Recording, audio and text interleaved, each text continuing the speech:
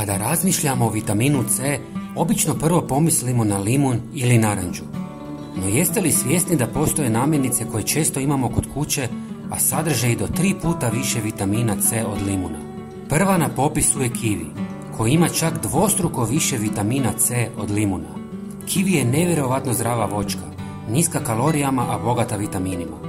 Osim što je izvrstan za očuvanje zdravlja, kivi je prepun antioksidansa i vlakana, čime je idealan izbor za zdrav doručak. No postoji još jedna namirnica koja nadmašuje limun i kivi u količini vitamina C. Možete li pogoditi koja je to namirnica? To je paprika, koja ima čak 3 puta više vitamina C od limuna. Donesena iz Amerike prije 5 stoljeća, nije samo ukusna, već i iznimno bogata vitaminima i mineralima.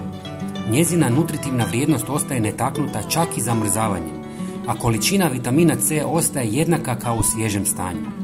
Osim vitamina C, paprika sadrži vitamine B, E i A te minerale poput fosfora, željeza i cinka. Ako već niste, razmislite o uključivanju ove čudesne namirnice u svoju svakodnevnu prehranu.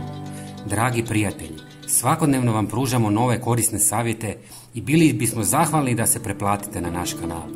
Hvala vam puno. Pozdrav!